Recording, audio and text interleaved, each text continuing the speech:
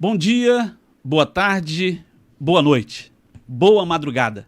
Estamos começando mais uma edição do Conexão Beto Andrade, onde fazemos homenagem à mulher que faz. Nesse episódio, vamos receber com muito carinho a Regina Célia Barbosa, ela que é vice-presidente e cofundadora do Instituto Maria da Penha. Regina Célia, seja bem-vinda ao Conexão Beto Andrade. Olá, Beto. Olá a todas e a todos. Bom dia, boa tarde, boa noite, boa madrugada a todos que estão nos ouvindo. E é um prazer muito grande estar aqui com vocês para contribuir e também sair bastante fortalecida, né, com as informações que nós vamos trocar aqui entre eu e Beto e que possa ser de utilidade pública para todas nós. Regina, eu gostaria de começar sabendo quem é Regina Célia. Bom, Regina Célia é uma mulher feliz, apesar desse contexto de pandemia, né, que a gente está torcendo, orando a Deus para que isso termine.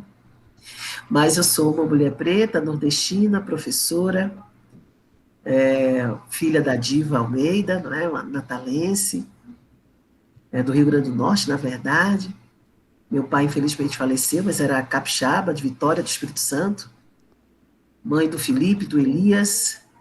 E Felipe, inclusive, de tanto ir para as minhas aulas lá na instituição que eu dava aula para a área de comunicação para vocês, acabou descendo para jornalismo, esse é o último semestre dele, Que já maravilha. já com o TCC pronto, né? E o outro, o Elias, ele faz biomedicina, né? Então ele, como diz o outro, está íntimo das informações sobre a Covid-19, e esposa do Flávio, né, que é geógrafo, professora há 24 anos, vou fazer 25 anos como professora no ano que vem, e sou cristã, né, cristã evangélica e cofundadora e vice-presidente do Instituto Maria da Penha, como você falou. O Instituto Maria da Penha, ele nasce lá em 2009.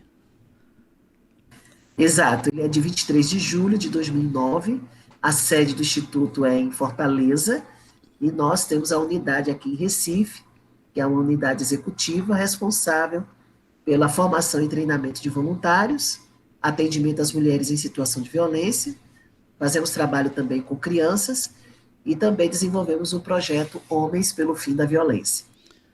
Regina, como nasce o Instituto? O Instituto, primeiro teve aí uma parte que foi feita um prêmio, o prêmio Maria da Penha, que você concebeu ele aqui na cidade do Recife, aqui em Pernambuco. E aí é o primeiro motivo da Maria da Penha chegar ao Recife, via o Recife. Conta um pouquinho dessa parte aí, desse início. Exatamente. Em 2006, Beto, que é o ano da lei, Pernambuco fecha o ano com 309 mulheres assassinadas. E eu trabalhava numa instituição onde nós desenvolvíamos o programa Brasil Alfabetizado. E, exatamente, nós identificamos que muitas das mulheres, porque era um programa que as mulheres recebiam um prolabore, né, uma bolsa. Acredito que era no valor de R$ 120, algo assim. E muitas mulheres começavam a faltar, né? Começaram a faltar. E aí eu fiz uma força-tarefa com alguns estudantes, pedagogia, direito, geografia, turismo, até alunos de matemática tiveram, de letras, para localizar as mulheres. Eram cerca mais ou menos nós tínhamos 200 e eram cerca de 78 mulheres que estavam faltando. E aí nós conseguimos localizar essas mulheres e na localização conseguimos identificar através de um questionário que 53,7% dessas mulheres alegaram violência, né, violência que elas sofriam, que a impediam, né, de participar. Então, a partir daí, Deus me inspirou a fazer um prêmio Maria da Penha, que era um prêmio que incentivasse as boas práticas de enfrentamento à violência contra a mulher, dando relevância à aplicabilidade da Lei Maria da Penha. E aí eu precisei localizar Maria da Penha, e quando eu encontrei, levei todo o caso para ela, toda a situação de Pernambuco, e ela ficou bastante impactada, Logicamente, ela cedeu o nome sem cobrar nada e manifestou o interesse de vir até a nossa cidade para fazer também a entrega do prêmio. Prêmio esse cuja peça foi elaborada, idealizada por Abelardo da Hora, né? Abelardo da Hora, e foi feita a entrega lá na sede da OAB. À época, o presidente da OAB era o Dr. Jaime Asfora. Então, a Maria da Penha a gente consegue trazer, quando ela me vê fisicamente, né? A primeira vez foi em março de 2007, a gente se vê dia 7, e no dia 8 de março, então, nós fazemos a entrega lá na sede da OAB. E foram 10 categorias. Entre as pessoas que receberam, nós tivemos Bianca Carvalho, a saudosa Graça Araújo, Cláudia Parente, a primeira secretária da Mulher de Pernambuco, que foi Cristina Buarque. Entregamos também a Silvia Cordeiro, que era coordenadora da ONG Centro das Mulheres do Cabo, né? Ao representante da Universidade Federal de Pernambuco, de algumas da universidade privada, entre outros segmentos da sociedade civil. Então, foram um total de 10. A partir daí, nós começamos a conversar, eu e a Maria da Penha, né? Começamos aí uma belíssima amizade, graças a Deus que tem se cultivado até hoje. E aí Deus me inspira mais uma vez para criar a fundação, né, Maria da Penha. E hoje ainda é instituto, porque nós não temos uma sede própria, né? Não conseguimos ainda uma sede própria. Então, é Instituto Maria da Penha. E eu levei mais ou menos 2 anos para convencer a Maria da Penha e a família para criar o Instituto. E por que isso? Porque essa é também o mesmo período onde começa a acontecer a CPI das ONGs. Né? Então, a gente tinha várias histórias, né, escabrosas sobre os recursos, né, desvios e tudo, e havia um certo medo, uma certa precaução sobre como é que seria, né, essa instituição.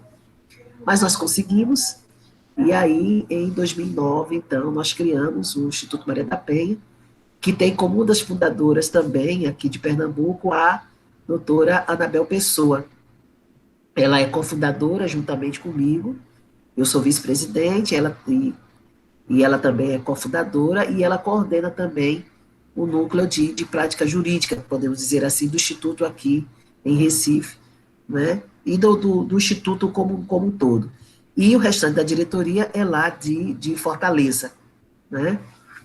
Então, essa é mais ou menos a atuação do Instituto, que tem como principal objetivo, Beto, monitorar as políticas públicas e, mais uma vez, a relevância da aplicabilidade da Lei Maria da Penha, né?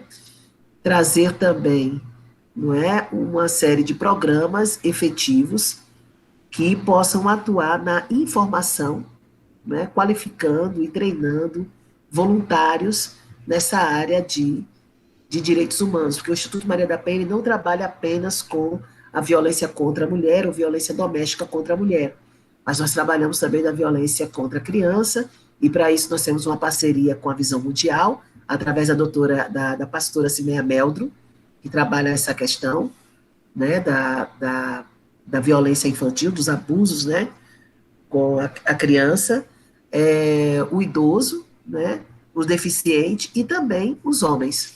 No artigo 7 da lei, ele traz aí a questão, né, da violência psicológica, moral, patrimonial, sexual e física. E eu gostaria que a senhora falasse um pouco, trouxesse um pouco cada uma dessas características, dessas violências, porque muitas vezes a mulher não sabe quais são os detalhes dessas violências que sofre muitas vezes. E eu gostaria de fazer esse registro. Podemos começar então pela violência psicológica. Então, Beto, foi muito bom você ter falado essa parte que muitas vezes elas não sabem. E não sabem mesmo, principalmente nós vimos agora nesse período de pandemia, onde muitas mulheres elas nos procuraram e descrevendo o tipo de violência que elas estavam sofrendo, e elas perguntavam, isso é violência psicológica? Isso é violência moral? Né? Esse é um tipo de violência que eu posso denunciar? né? Ou posso registrar uma denúncia. E aí a gente percebeu que a pandemia, ela traz realmente esse esclarecimento, pelo menos essa procura honesta das mulheres de saber se o que ela está passando é uma violência psicológica. E aí a gente vai observar que existem os relacionamentos abusivos. A violência psicológica, na verdade, é um constrangimento persistente que a mulher sofre, não é, mentalmente, quando um homem, não é, ele diz que ela não serve para nada, que se ela não fizer do jeito que ele quer, ele vai arrumar outro na rua, não é, que ela é lerda, não é, que ele não devia ter se casado com ela, que se não fosse ele, ela não seria nada. Então, a tentativa é de desvalorizar essa mulher, atacando a sua alma e a sua autoestima. É muito importante que a gente entenda que esse tipo de violência elimina a mulher. No início, ela vai dizer, é o jeito dele, ele é assim mesmo, não liga não, isso é besteira. Mas de forma, como eu falei, persistente, essa mulher ela não está percebendo que ela está começando a ficar insegura, ela tem dificuldade de tomar uma decisão, né? Decisões mínimas, ok?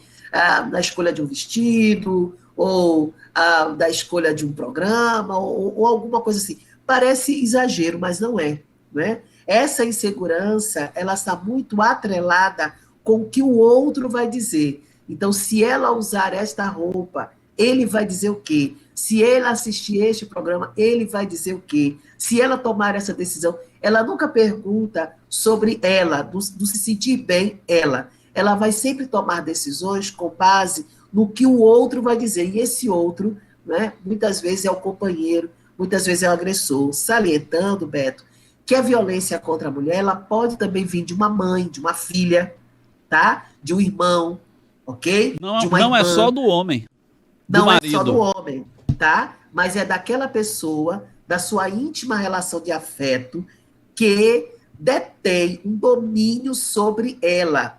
Domínio tal que a faz com que ela tenha uma prática, uma conduta que é insegura. E de que a opinião ou a fala daquela pessoa faz sim diferença na vida dela. Essa diferença ela pode gerar alegria e essa diferença ela pode gerar também uma profunda tristeza, percebe? Então essa pessoa ela tem um controle sobre as emoções dela, né? Por isso que a gente fala da pessoa da sua íntima relação de afeto e pode acontecer de mãe para filha, de filha para mãe. Então é importante que a gente destaque isso, considerando que o que vai para as estatísticas na sua maior incidência é com relação ao companheiro, ok? Ao homem. É com relação ao homem, ok? Bom, a outra questão que a moral... que existe, exato. E aí a gente vai para a questão da violência psicológica, agora junto com a moral, com a violência moral. É que dentro do relacionamento abusivo, nós também temos o que nós chamamos do ciclo da violência. Esse ciclo da violência, ele tem 3 fases. A fase da tensão, que é a fase da ameaça, né? É aquela fase, se você não fizer, você vai ver, se eu for aí, você vai ver o que eu vou fazer com você, não é? Você vai ver se eu não tomo tal decisão. Então, a fase da ameaça. Aí tem a fase da agressão, não é? Resultante, muitas vezes, de um conflito, né? De um revide, às vezes a mulher, não é? Ela não fica calada, ela não se esconde, ela vai e também troca, né? Um conflito com ele. Aí vem a fase da agressão. Essa fase da agressão é uma forma dele mostrar, não é? Que ele tem poder sobre ela. Esse poder ele vai dar não só sobre a violência psicológica, mas a violência moral, quando na violência moral está envolvido aí calúnia e difamação. Né? Ele está caluniando, não é? Dizendo uma história que não existe, ou difamando. Né? A difamação é quando existe algo, um segredo, né? Algo íntimo entre os dois, e ele então expõe, não é? Algo desses dois para parentes ou para amigos. Infelizmente, a gente tem visto muito isso na questão da internet, né? Se ela tem umas fotos com ele, uma foto mais íntima, então ele vai expõe, difamando aquela mulher. E a calúnia é ele apresentar uma fala, uma história que não existe, na verdade, ele está caluniando. Bom, e aí a gente tem a fase da tensão, a fase da agressão. E nessa fase de agressão é onde existe a violência física, né? Então, a violência física, muitas vezes é tapa, soco, empurrão, não é? O esfaqueamento, ou o uso da arma de fogo, não é? Ele vai usar qualquer utensílio doméstico que vai jogar nessa mulher, não é? Para deixar uma marca. E essa marca nada mais é que para que ela lembre da força, do poder e do que ele é capaz de fazer, já prevendo que ela não o afronte das próximas vezes, tá? É uma forma de intimidação. Depois que isso passa, a gente vai observar que há um choro por parte dela, tudo, né? E aí ele vem com a fase da lua de mel, que é a terceira fase desse ciclo. E a lua de mel, a fase da lua de mel é dizer: você sabe que eu amo você, se você não tivesse feito isso, eu não tinha te agredido, eu dou minha vida por você, você sabe que eu tenho muito ciúme de você, quando você dá escova, quando você faz isso no seu cabelo, os homens ficam olhando para você, você sabe que você é a minha vida. E a partir daí, então, essa mulher, né, ela resgata o momento do amor, resgata o momento, né, de quando ele era bom, entre aspas, e aí ela cede. E aí, principalmente, entra numa fragilidade novamente. Novamente, né? Exato. E aí, principalmente se for uma mulher mãe, vítima, mãe, ela já não pensa mais nela. Ela vai pensar mesmo no pai dos filhos dela, né? Porque tudo que ela quer é evitar criar as crianças sem pai. Então, ela tem essa questão do pai, da paternidade, ela também tem a questão da dependência financeira, mas, acima de tudo isso, Beto, o que está é a dependência emocional psicológica. Existe uma dependência. E isso é muito importante que se diga. Ela pode até se empoderar financeiramente, ela pode até conseguir a independência financeira, mas se ela não conseguir, não é, romper com a dependência psicológica, o dinheiro que ela ganha, não é, o sucesso que ela obtém, ela vai colocar à disposição dele na perspectiva de fazer com que ele pare de agredi-la. A violência patrimonial, né? Eu gostaria só de entrar um pouquinho aqui, se tem, qual é a forma que se há de sair dessa dependência do marido, do companheiro? Essa dependência psicológica, né? É um processo muito difícil, Beto, que é um processo de consciência. Essa consciência traz o quê? Traz o encorajamento para ela denunciar e procurar ajuda. E aí a gente precisa entender o que é a denúncia. A denúncia, muitas vezes, não é só quando a mulher ela quer ir a uma delegacia, porque esse é o último lugar que ela pensa ir. Mas ela precisa de uma ajuda até para isso que você disse lá no início da nossa conversa, ela entender se o relacionamento que ela está, seja de 1 ano, 5 anos, 15 anos, 20 anos, é um relacionamento abusivo. Observe, existem os desentendimentos entre casais, isso é normal. Quando é que a gente vai falar desse abuso?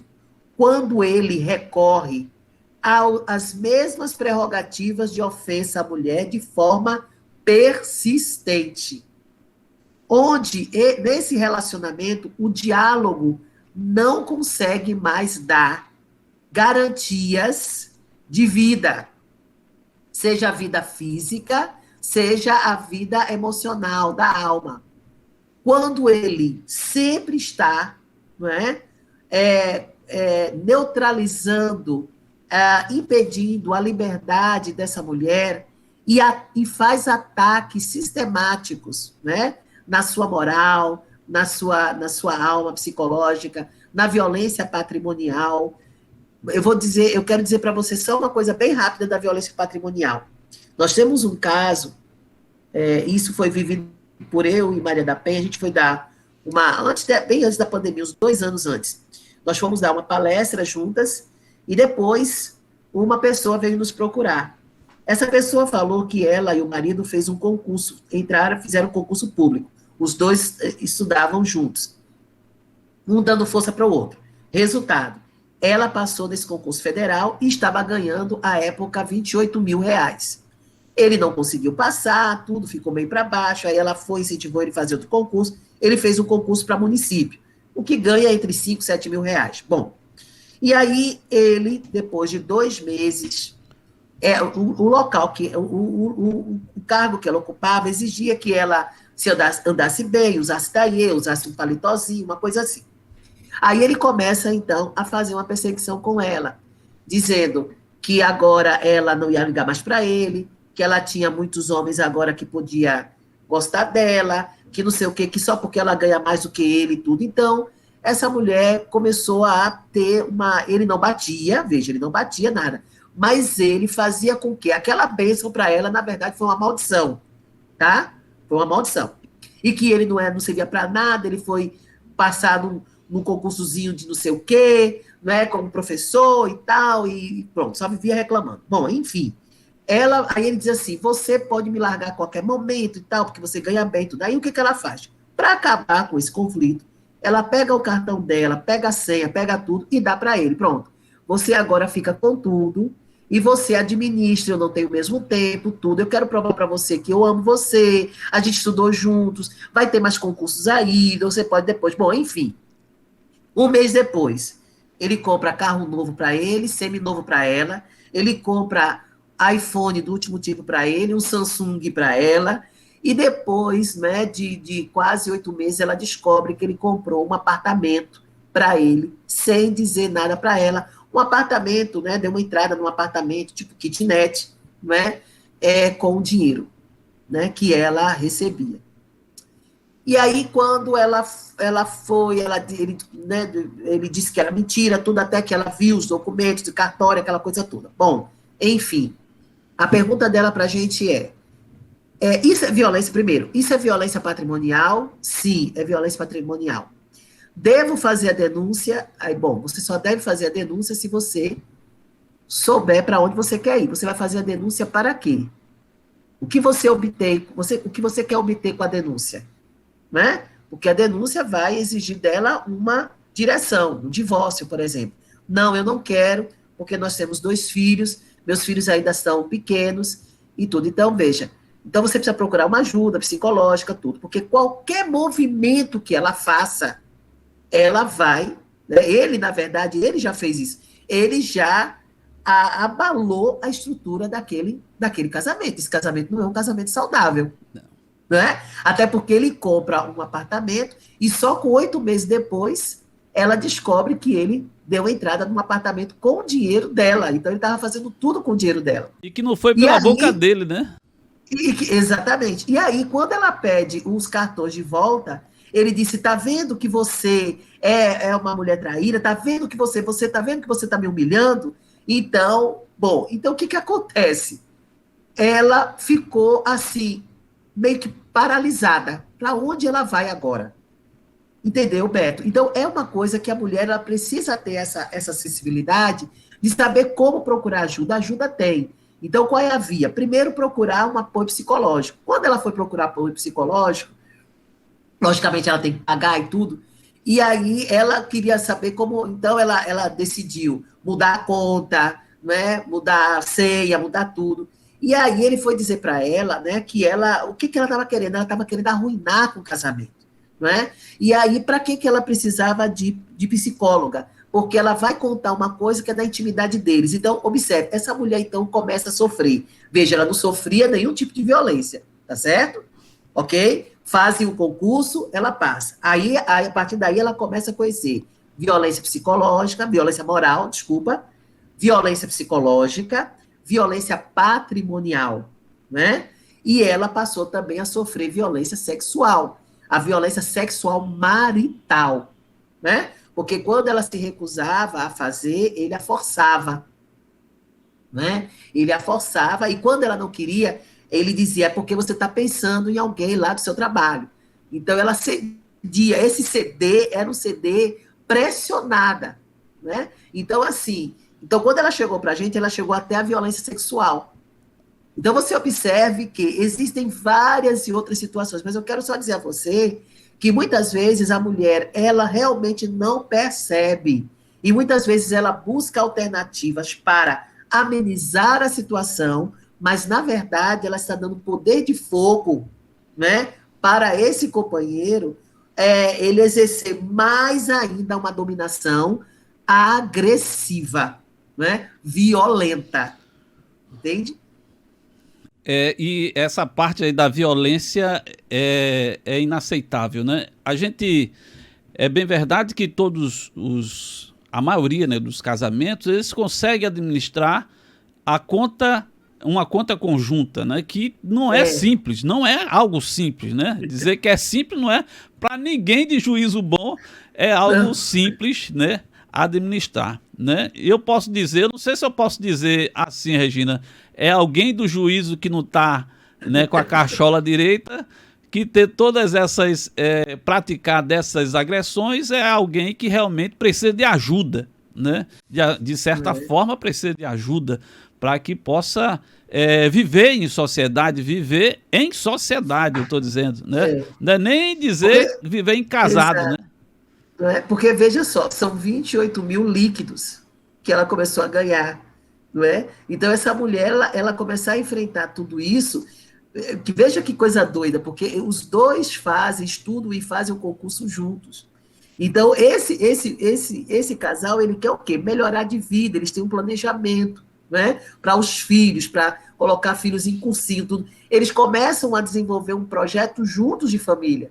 E quando isso acontece, o outro não espera essa reação, né? Do companheiro ou da companheira.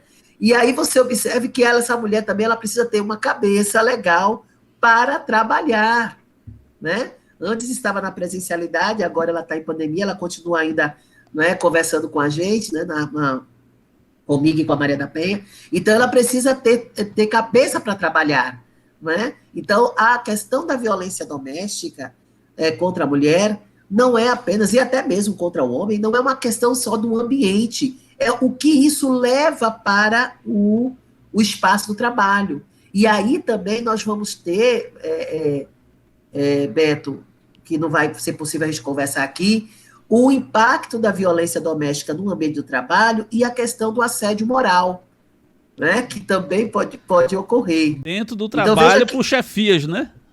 Por chefias, entendeu? Então, uma coisa, né, vai levando a outra.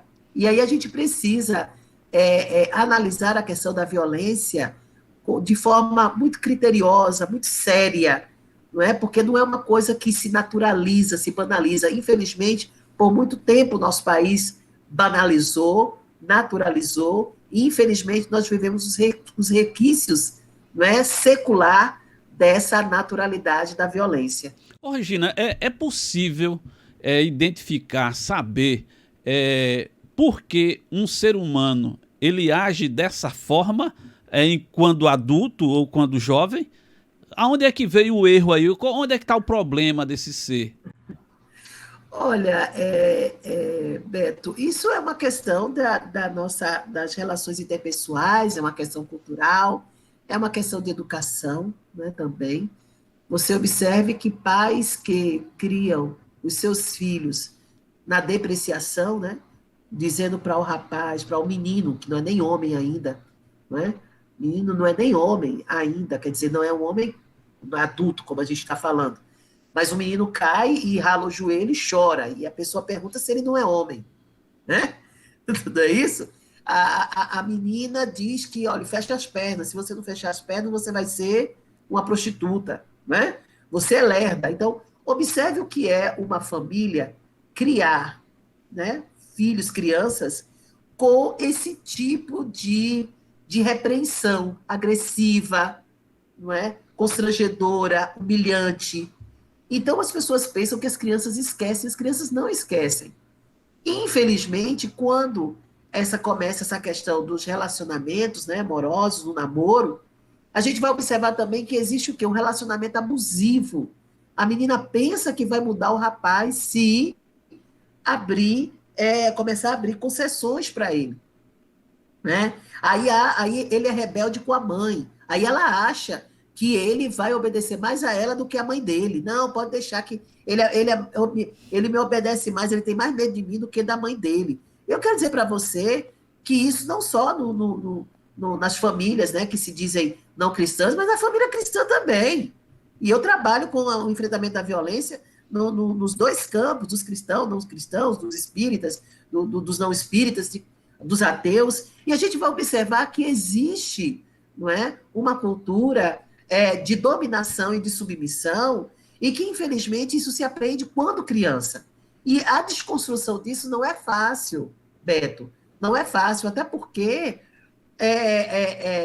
existe uma geração Gabriela aí que é horrível. A geração Gabriela é aquela que eu nasci assim, eu sou mesmo assim, eu sou mesmo assim e vou ser sempre assim.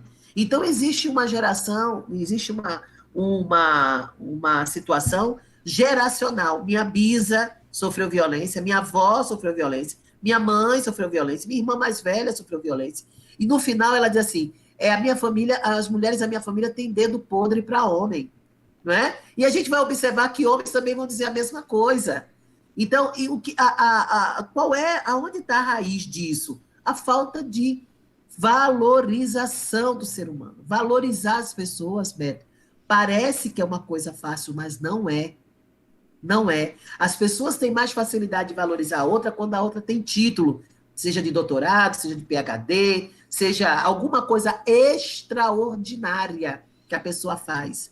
Mas é difícil você valorizar os rapazes, não é? A equipe da limpeza pública. Você só vai lembrar deles quando eles fazem greve ou acontece alguma coisa, não é? E que o lixo está lá. Aí você lembra. Não é fácil você acordar de manhã e o pai valorizar e dizer para a filha e para o filho, você é o melhor bem dessa terra que Deus me deu, sabe? Você, minha filha, quer dizer, a filha tem um insucesso, ou o filho tem um insucesso, e os pais vibrarem. Não. Eu não sei se você já participou, mas infelizmente eu já ouvi de amigos reuniões de Natal e de Ano Novo. Então, se o sobrinho passava no concurso de medicina e o filho dele passava no concurso de pedagogia, ele dizia assim, tá vendo seu primo? Passou para médico, e você passou nesse cursozinho de M, de droga, de não sei o que mais, desvalorizando. Então, assim, entende? Essa desvalorização, né, que acontece dentro da família é que constrói esse ser insociável, né? Esse Exato. ser insociável. Porque a família ela está sendo insociável quando está nessa gestação, nessa criação, nessa formação desse indivíduo. Entende? Então, assim, aí o pai diz, isso, ele não é homem para você, a mãe diz, ela não é mulher para você. Então, mulheres que desvalorizam mulheres, homens que desvalorizam homens. E aí a gente tem a questão, né, assim, no sentido contextual, nós temos o quê? A violência de gênero. Né? Interessante, Beto, se você me permite, a gente não tinha medo de falar a palavra gênero. Gênero a gente aprendeu na escola que era comum de dois gêneros, o e a, né? Então, a gente tinha gênero, né, masculino e feminino, tinha o comum de dois gêneros, não tinha problema nenhum de falar de gênero. Hoje, gênero passou a ser uma palavra maldita. Então, a gente precisa entender, não é, que os conflitos de gênero são conflitos entre homens e mulheres de desvalorização. E essa desvalorização, Beto, ela existe, ela está expressa no mercado de trabalho, ela está expressa nas universidades, ela está expressa na política, não é? Nós vemos aí uma mulher dizer que ela é piloto de avião, ainda causa para as pessoas grande motivo de impacto, de falar, meu Deus, você, como é que não é ser piloto de avião? Carreteira, até mesmo carreteira, motorista de ônibus, que aqui no Recife tem. Não é? E deveria ser um reconhecimento, assim, normal. Você deveria ver o quê? A competência do profissional e da profissional. E não fazer uma discussão por que que ela foi para isso, por que que ela foi para aquilo. E a gente vai ver isso. Eu fico muito impactada, muitas vezes, com determinadas atitudes, porque eu fui filha de pai militar, meu pai era da Marinha de Guerra, e era telegrafista, e uma vez o meu irmão estava aqui em casa, e éramos novos, entre 12 e 13 anos, aquela fase difícil, né, da adolescência, e meu irmão não queria mais ajudar, não queria mais forrar a cama, e queria que eu fizesse, aquela coisa toda, e os meus pais, né, meu pai, inclusive, dividia escala, né, da gente fazer as coisas, mas a cama tinha que ser ele e eu, bem, enfim. E aí meu pai uma vez levou meu irmão, né, para tirar um plantão com ele, passar o final de semana. E quando meu irmão passou o final de semana lá, tinha 12 ou 13 anos, quando voltou, foi contar aqui para casa, e contou aqui para casa e disse assim, mamãe, a senhora sabia que lá o almoço, a janta, o café da manhã, a cama, tudo, é tudo homem que faz? Aí mamãe disse, eu não acredito que são os homens que fazem. Eu acho que são mulheres, elas devem sair mais cedo, alguma coisa assim. Não, até lavar roupa, até passar a roupa. Aí, mamãe, tem um lugar lá chamado lavanderia. Mamãe, tem certeza que não tem mulher? Não, é tudo homem. Aí, mamãe, o que você achou disso? Aí mamãe disse assim, sim, esses homens são vestidos de mulher? Ele disse, não, estão vestidos de homens. Aí foi quando foi aquele gatilho necessário para que meu irmão chegasse até a idade que ele tem hoje, fazendo tudo em casa, com a esposa, tudo, e não é ajuda, Beto, não é ajuda. Papai sempre fez questão de dizer assim, você não está ajudando, não, você está fazendo a sua obrigação. Aí você vê posicionamentos de determinados homens, de determinados segmentos, não é? Que exerce um machismo pavoroso, quando as OMs, as organizações militares, não são os homens que fazem. Então você tem alguma coisa aí que você tem que discutir. Existe uma perversidade aí, uma lógica da perversidade, que precisa ser desconstruída. Então, essa história das mães protegerem os filhos homens para não tirar o prato, não arrumar a cama, não lavar o banheiro. Meu filho não pode lavar o banheiro. Por que ele não pode lavar o banheiro? Eu Por que ele não pode lavar a privada? Eu diria, inclusive, até mais, né? Não só os homens, mas as filhas. As filhas também. Porque a gente conhece várias famílias que as filhas não fazem nada também, né? E aí, mais na frente, a filha sofre porque na sociedade ela vai ter que sobreviver sozinha, né? E vai ter que aprender. Eu passei um tempo na Europa, Beto, é interessante, né? E em alguns lugares, e porque eu fui estudar, fazer o meu doutoramento, e tinha muito brasileiro. E todo mundo fazia tudo. Aí eu conversava, vem cá, tu fazia isso lá na casa da tua mãe? Não, eu não fazia nada disso. Eu não recolhia nem o lixo da casa, nem o lixo do meu banheiro eu recolhia. Pois lá no grupo, todo mundo tinha que fazer. E os brasileiros que faziam um corpo mole, a turma lá, o pessoal da Inglaterra, o pessoal de Portugal, o pessoal começava a dar gelo e não fazia nada. Não fazia nada. O quarto ficava empavorosa e tinha discussões com brasileiros que, tipo assim, chegavam um sábado e no domingo, na segunda, não tinham feito nada. O pessoal, não, as regras são essas. Quer continuar aqui? Tem que fazer. No instante, esse pessoal tomava a responsabilidade. E outra, o que é pior, culpavam os pais por não terem ensinado. Eu perguntava, o que você acha disso? Infelizmente, minha mãe não teve pulso suficiente, porque se minha mãe tivesse pulso suficiente, eu não tinha passado tanta vergonha aqui. E agora? É difícil um negócio desse, né? É difícil. Exato. Regina, a gente pode dizer que temos aí a violência doméstica, a violência contra a mulher, a violência de gênero e a violência intrafamiliar. Como é que é cada uma dessas violências? É interessante, Beto, que isso está, inclusive, no documento, né, no protocolo, a gente chama o protocolo de Istambul, é um protocolo de 2011, onde ele vai definindo cada uma dessas violências.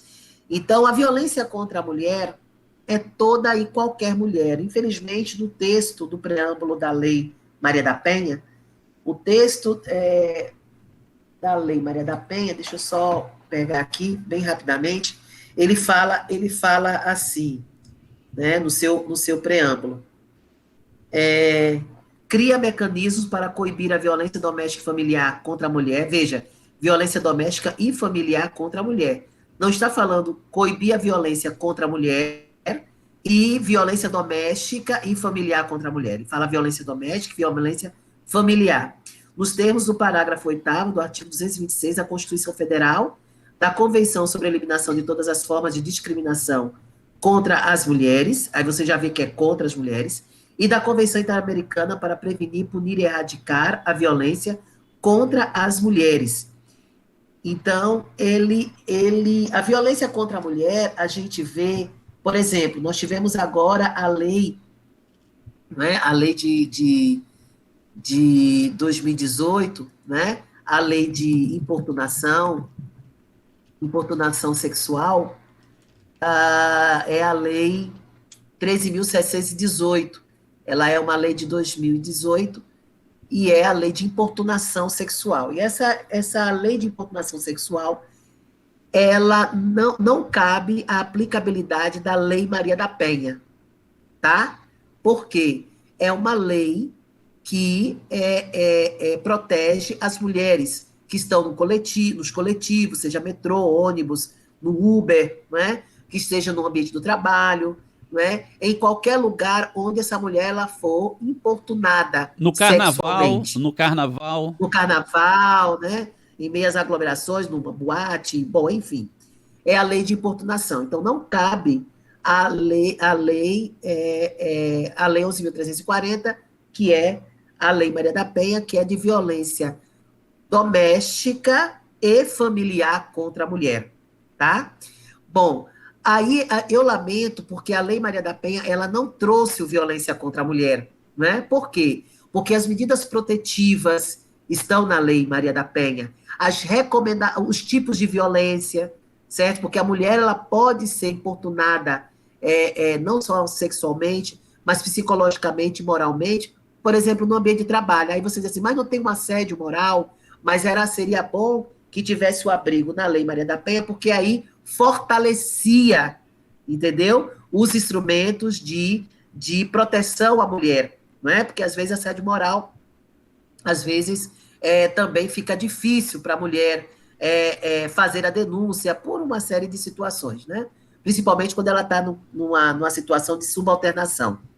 Bom, nós temos também a violência doméstica, que é aquela praticada por pessoas da sua íntima relação de afeto. Inclusive, pode estar ex-namorado, né, ex-maridos, entendeu? Mas que teve uma relação íntima de afeto. E como eu falei para vocês, a mãe, ou a filha, ou o irmão, ou o cunhado, ou o pai, ou o sogro. Bom, enfim. E depois nós temos a violência de gênero. A violência de gênero, ela pode acontecer, não é, com os dois, tá? Então, tanto pode ser violência contra o homem, como a violência contra a mulher, como também a violência, não é, dos transexuais, ou dos bissexuais, não é? Ou contra as pessoas lésbicas, ou contra as pessoas gays, não é? Ou contra os travestis. Então, aí envolve a violência de gênero, porque tanto pode ser contra a mulher, como pode ser contra o homem. No caso da Lei Maria da Penha, ela abriga apenas os transexuais, tá? Então,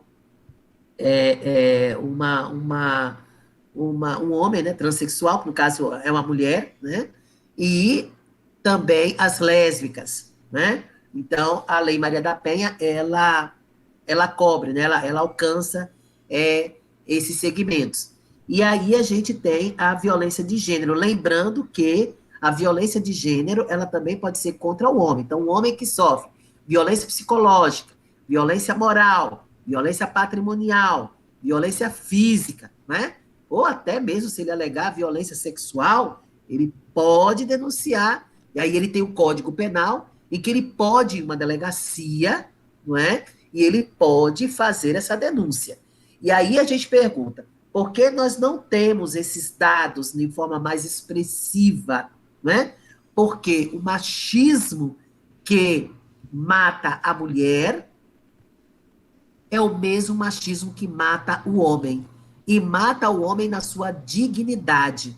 Porque ele sabe que quando ele vai a uma delegacia e diz que ele sofre violência de sua companheira, violência psicológica e moral, ela humilha, não é? Ela calunia ele, ok. E ele vai fazer a denúncia contra ela, o delegado, os agentes lá ficam rindo da cara dele. Então ele passa por outra violência, como as mulheres passam, que é a violência institucional.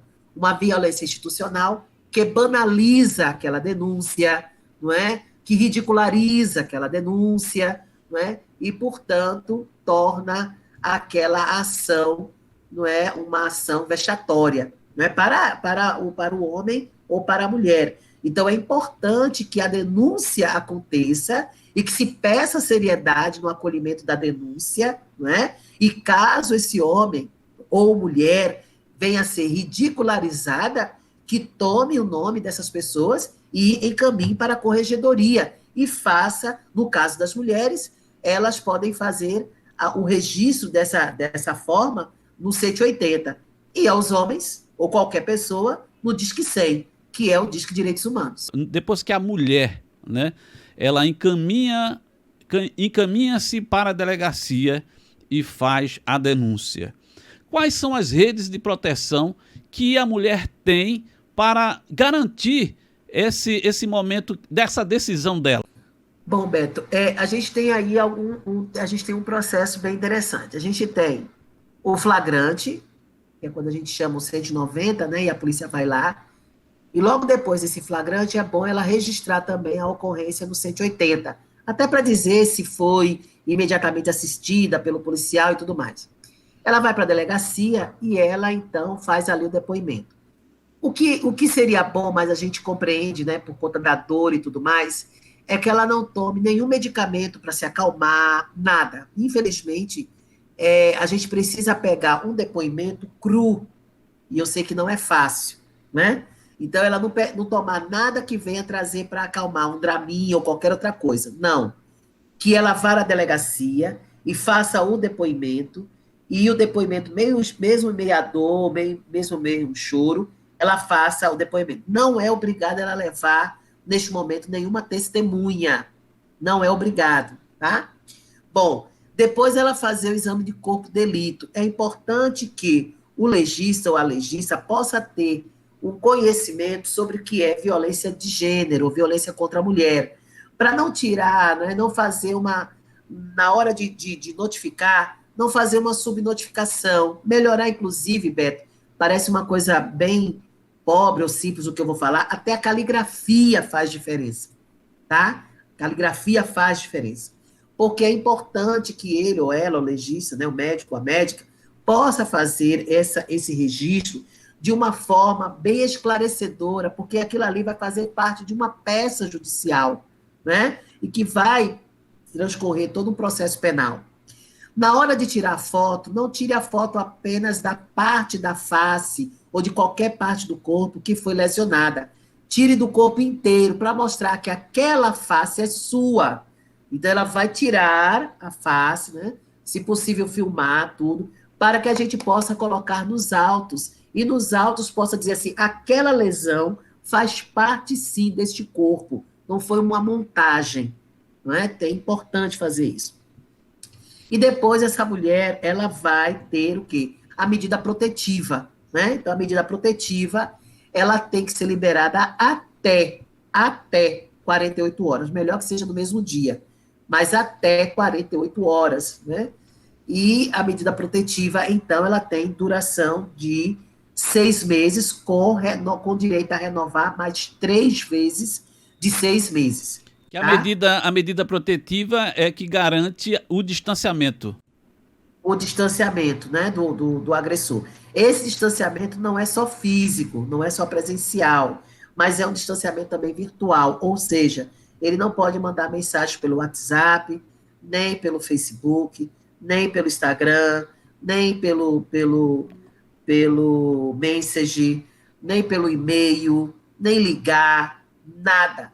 Qualquer manifestação dele ou de qualquer pessoa da sua parentela que venha ameaçar a segurança e furar esse distanciamento obrigatório, então ela deve printar, caso seja possível, printar ela printa e leva à delegacia, porque aí tem, nós já temos a lei, né, também de 2018, onde se ele transgride a medida protetiva, ele é preso, né, de 6 meses a 3 anos, ok? Bom, e depois aí ela tem, dependendo da gravidade do caso, ela pode requerer uma casa-abrigo. E aí é muito importante quando ela vai ao centro de referência. Sobre o centro de referência, é bom esclarecer que ela pode pedir, ela pode ir ao centro de referência antes de denunciar e depois de denunciar. A qualquer tempo, ela pode, a qualquer tempo, tá? Não existe um antes e depois. A qualquer tempo, ela procurar ajuda do centro de referência. Porque antes de denunciar, ela pode estar em dúvida, ela pode estar insegura, e aí, no centro de referência, ela vai ter lá uma equipe multidisciplinar. Essa equipe multidisciplinar tem lá uma advogada, uma assistente social e uma psicóloga.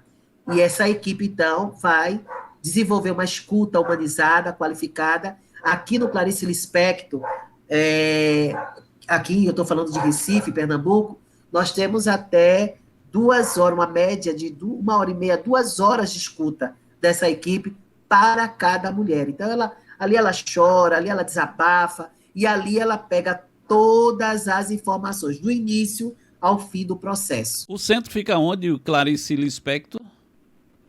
O Centro Clarice Lispector, aqui em Recife, ele fica na Rua Bernardo Guimarães, 470, em Santo Amaro, né? Eu vou colocar aqui o telefone, tá? O 0800 de lá. É o 0800 281 0107. 0800 281 0107. E ali tem uma equipe, né, multidisciplinar que pode atender as mulheres. Em Jaboatão, nós temos o Maristela Juste. Em Olinda, nós temos o Márcia Dangremont. No Cabo de Santo Agostinho, nós temos o Maria Lucinda. Né? Então, é importante que elas possam ter essas informações, né? E também tem em Pojuca, tem em outras localidades onde tem um centro de referência, que é isso que eu gosto de dizer, que eu gosto muito de bater, né, no sentido de dizer que o centro de referência, a qualquer tempo você pode buscar informações no centro de referência. Não só quando assim que você sentir, não é, um movimento, não é, no relacionamento abusivo e tudo, e você puder ir pegar essas informações, é muito importante. É importante porque ali ela vai ter o atendimento psicológico, é importante porque ali ela vai saber se o relacionamento que ela tem é um relacionamento abusivo, o que é realmente o ciclo de violência, não é? Se ela tem filhos, como é que fica a questão da guarda dos filhos? Ela pode também fazer um esclarecimento sobre alienação parental. Todas essas questões ela pode, né? Sobre alimentos, não é? Se ela for mulher trabalhadora, como ela faz para se ausentar? Ela tem direito a se ausentar, Beto, e ela é assistida pelo benefício durante o tempo que tiver a medida protetiva. Então, ela pode, não é, pedir afastamento do emprego se ela não tiver condições. Não é? E se a empresa tiver outras matrizes, ela pode, se ela concordar, ela pode ser transferida, tá? Ocupar o mesmo cargo e tal, e continuar recebendo. A nível de estado, Brasil, Pernambuco, município, aqui do Recife, como você vê, como o Instituto Maria da Penha vê esses organismos de Estado atuando em pró do cidadão, da cidadã?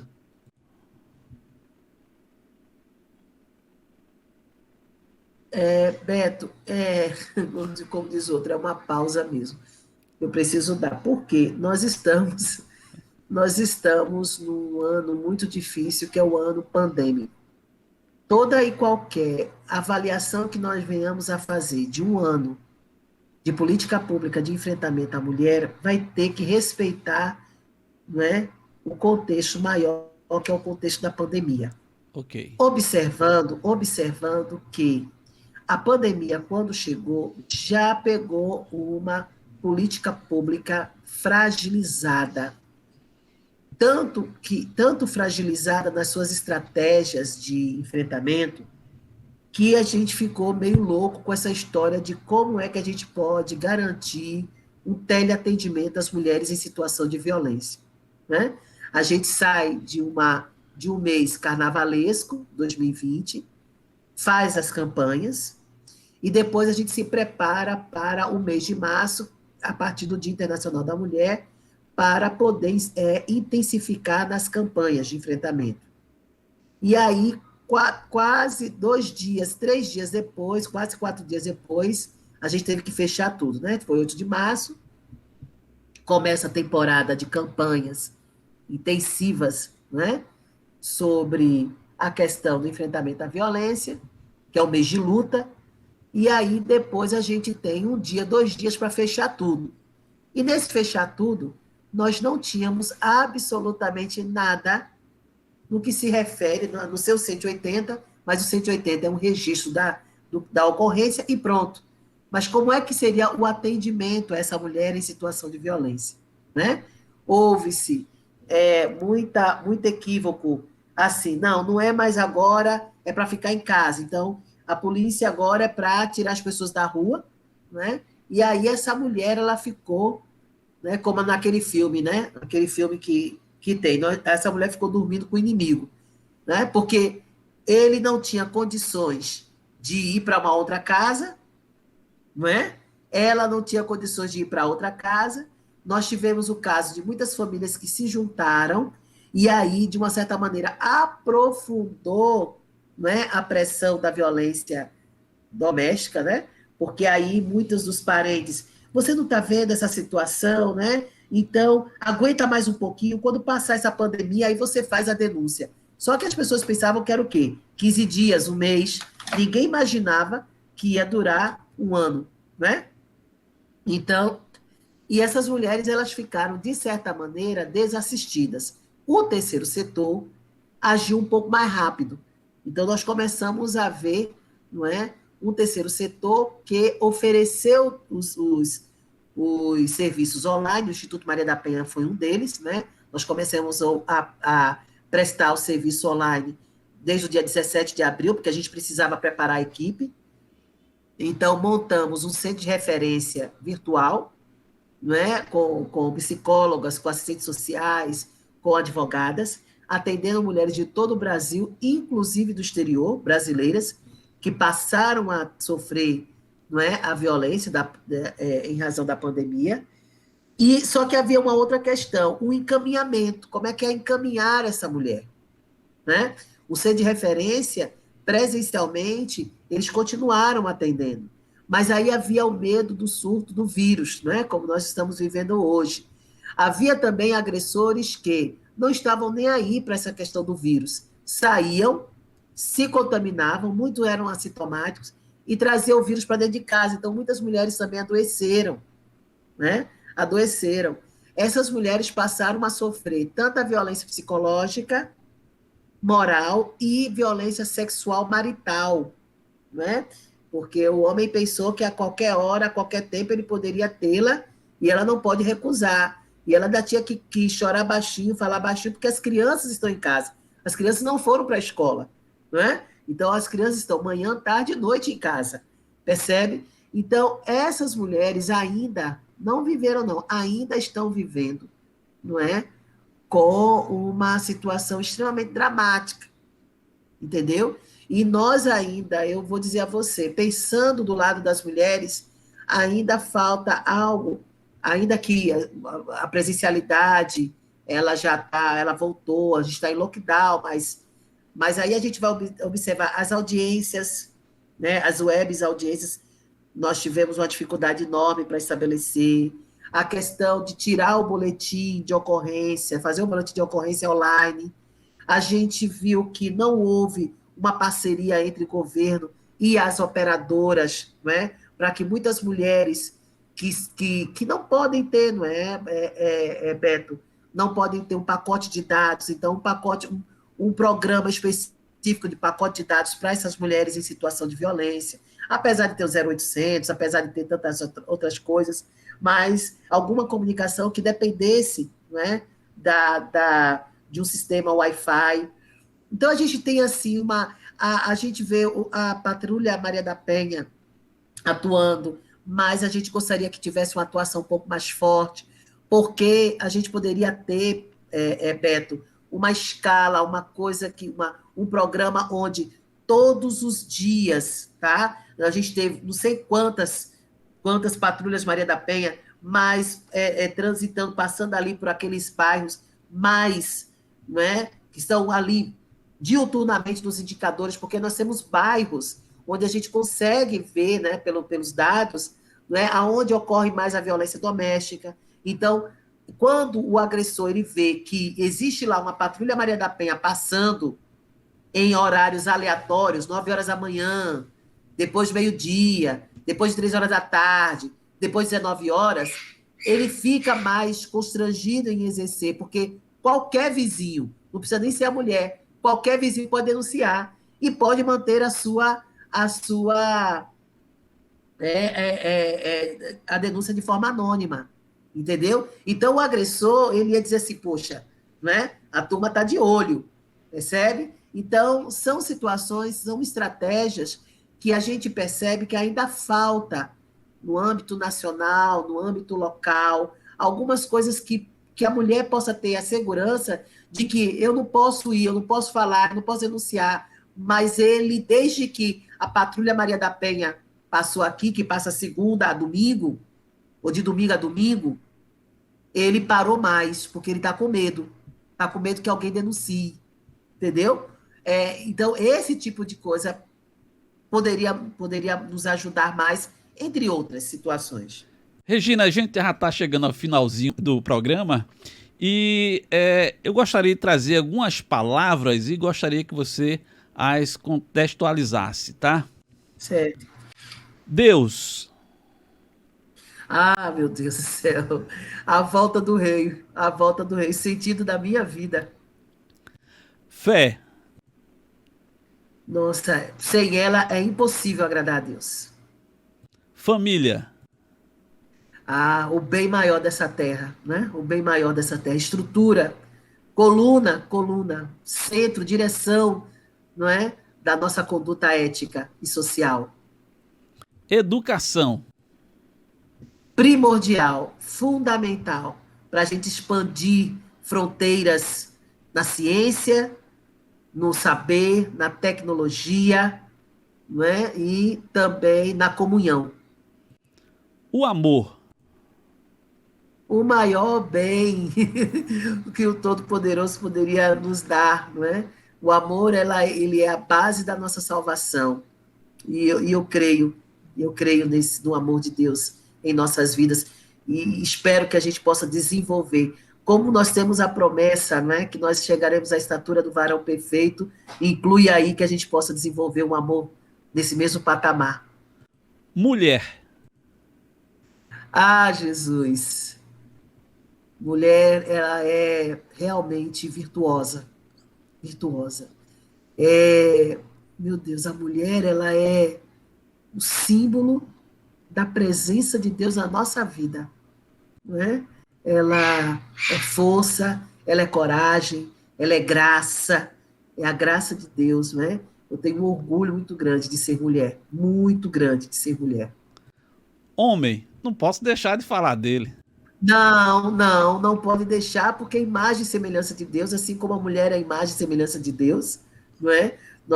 Eu tenho, né? Eu, pelo menos, eu tenho Jesus como um homem que garantiu a dignidade de todos os seres humanos.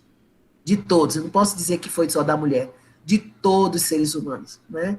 E Jesus é o homem que me inspira. E os homens são valorosos. Tive o meu pai, né, que infelizmente faleceu, tenho meu esposo, tenho os meus filhos, tenho meu irmão, né? Então eu tenho homens que são inspiração de valor.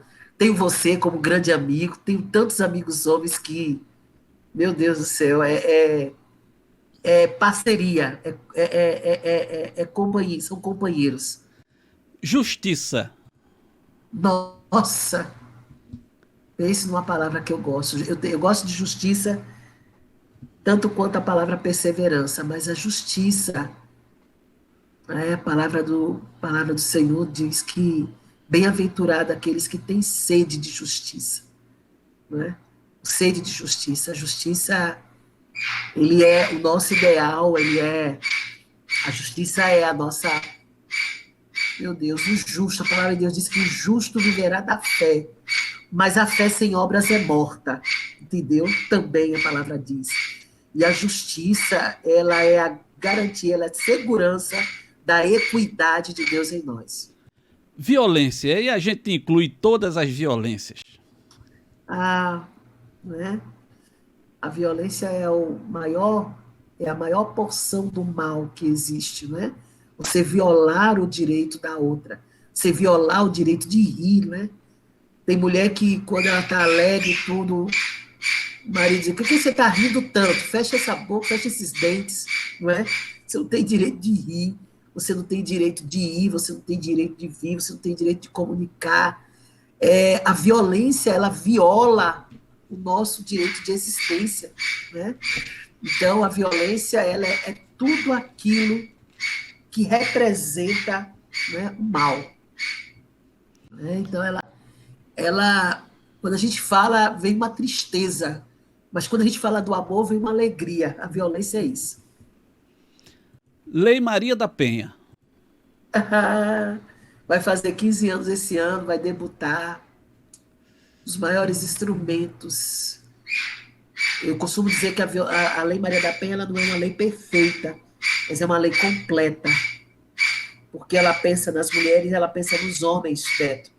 No artigo 35, o mesmo artigo que fala da delegacia, do centro de referência e tal, o inciso 5º fala da criação de centros de reabilitação e reeducação para autores de violência. Então, a Lei Maria da Penha ela é uma lei voltada para provocar o diálogo na família e acabar com a violência. É a lei do respeito. Sabe, é aquela lei que você diz assim, aqui em casa, quem manda é o respeito. O Instituto, que agora, daqui uns dias, com certeza, será a Fundação Maria Oh, da Penha. glória!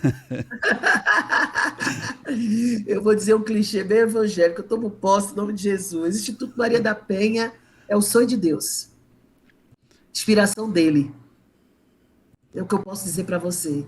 E eu tenho muito orgulho de fazer parte do Instituto, de ter conhecido a mulher que durante 19 anos e 6 meses lutou para que a justiça fosse feita. E ela não buscou uma justiça só para ela, mas para todas as mulheres. Uma mulher que estava dormindo de bruços e foi alvejada com um tiro de espingarda e ali mesmo ficou paraplégica aos 38 anos. Mas só aos 57 anos de idade, essa mulher pôde entrar no tribunal de júri e ver início, meio e fim de um processo, não é? E a justiça sendo feita. E que não descansou. Desde 2003, ela só parou o ano passado, em 2020, por conta da pandemia. Ela, sobre a cadeira de rodas, indo a todos os municípios, a todas as capitais, falando do poder de Deus na vida dela, através da Lei Maria da Penha. O livro se chama Sobrevivi e Posso Contar. Está nas livrarias e nos maiores sites aí, né? À venda. Hoje ela vende só por intermédio do Instituto. A gente já tentou algumas vezes em entrar nas livrarias. Agora, nessa pandemia, suspendeu muita coisa. Então, a gente solicita pelo site do Instituto Maria da Penha e ali você encontra. Tá com ele aí na sua mesa aí? Tá com ele aí? Mostra aí pra gente, mostra aí. Aqui, ó. Aê, muito bem. Pandemia. Eita. Ai, gente, o impacto, né? Foi um impacto que parou a humanidade. Parou a humanidade, né? Globalmente falando, a pandemia, ela foi um freio eu acho que está sendo um freio de arrumação para as nações, né? Apesar de tanta ingerência na política pública, apesar de tantas guerras de narrativas, de tantas decisões insanas, mas está aí, né? A gente pode dizer que foi, as pessoas dizem que foi um vírus criado, as pessoas, e a pandemia ela trouxe tudo, ela trouxe xenofobia, ela trouxe racismo, ela trouxe autoritarismo, ela trouxe totalitarismo, ela trouxe perseguição, ela trouxe de tudo, não é? Tudo que estava debaixo do tapete, a pandemia, não é? Sacudiu, e aí a gente está vendo aí. Então, estamos aí face a face com o inimigo, que não é só o vírus, mas é a falta de amor no coração dos homens. A vacina é a solução, né? É uma das A soluções, né? vacina, eu diria isso, é uma das saídas. É uma das saídas. Mas ela não é a saída total. Eu não credencio a vacina a essa dimensão absoluta. O bom senso, o diálogo, a organização, o planejamento, a obediência das pessoas em não se aglomerarem. Não digo nem não ficar em casa, mas eu estou dizendo em não se aglomerar, não é? Promoção de festas, promoção não é? De tantas coisas, não é? Onde a gente sabe que existe o inimigo, ele não é faz de conta, não é? Existe realmente essa doença, ela se espalha. A gente assistiu tantos filmes, não é, Beto? Falando, futuristas, falando sobre ondas de vírus e tudo, né? E a gente assistia, comentava a performance dos personagens e tudo, mas agora não é uma ficção, É agora é real. real. Quem quiser ajudar os programas, os projetos do Instituto, o que fazer? Você, então, por favor, entre em contato com atendimento arroba Instituto Maria da Penha. Atendimento arroba Instituto Maria da Penha. E lá você pode, não é, dizer que você quer ajudar os projetos aqui em Recife, né, que é onde tem a parte executiva do Instituto Maria da Penha. E aí você destinar algum recurso, alguma ajuda para as ações que nós realizamos aqui. Inclusive, Beto, eu vou abrir oportunidade para falar, nós vamos abrir uma campanha de cestas básicas, né, de recursos para ajudarmos a comprar cestas básicas para as famílias, né? E quem puder ajudar nesses recursos, nos ajude, e se possível, você puder também nos acompanhar na entrega, né, das cestas, por favor, nos acompanhe. Tudo com muita transparência, muito compromisso e responsabilidade social. Regina, eu quero abrir o microfone e deixar aqui aberto para você falar o que você quiser, para quem você quiser e trazer aí, deixar uma palavra para a mulher. Eu vou trazer uma palavra para todas e todos. Eu sou mãe de 2 filhos, homens, né, gente? Então, assim, e sou educadora, né?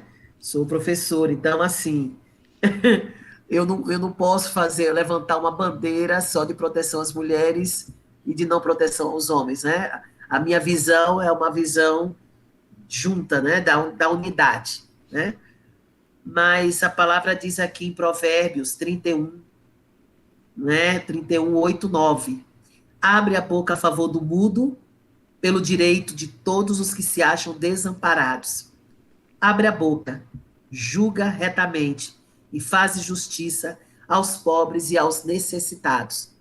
Então, essa palavra é uma palavra de Deus, né?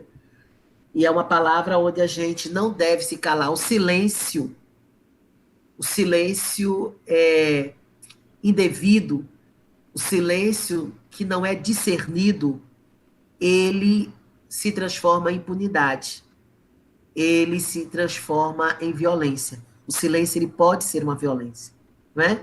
Como a palavra tolerância, a tolerância também, né? No relatório do caso Maria da Penha, a Comissão Interamericana de Direitos Humanos, ela, né, no texto do relatório, ela conclui que o Estado brasileiro é um Estado tolerante às práticas de violência contra a mulher. E a tolerância traz aí impunidade, negligência e banalização, não só contra mulheres, mas contra toda a sociedade. Que nós possamos refletir, que nós possamos nos ajudar e que nós possamos entender que a violência não é bom nem para homens, nem para mulheres. Nós não vamos fortalecer uma violência que trabalha em cima do revide. Se você faz, eu vou fazer também. Se você vai, eu vou também. Não é? Nós precisamos acabar com a violência no diálogo, no amor, no bom senso, mas não devemos tolerar aquelas pessoas que nos violentam, que nos machucam, que nos humilham, não é? E que nos matam dia a dia, aos poucos, não é? Vamos resgatar a alegria, vamos resgatar o amor e vamos buscar em Cristo. E buscando também, né, nas obras, na denúncia, uma forma de nós sermos felizes. A palavra de Deus diz que dá a César o que é de César e a Deus o que é de Deus, né? Vamos então dar a Deus as nossas orações e a César vamos dar a denúncia. César representa o Estado, não é? Então eu acho que é importante que a gente possa ter isso em mente e buscar por um mundo melhor. Regina, eu quero agradecer, foi uma honra recebê-la aqui no canal. Muito obrigado, muito obrigado. Estou muito feliz, né? Uma pessoa que luta à frente de tantas violências que há dentro de nossa sociedade, aqui no Recife, em Pernambuco, no Brasil e no mundo, porque mulheres do Brasil estão no mundo precisando de ajuda, precisando de amparo.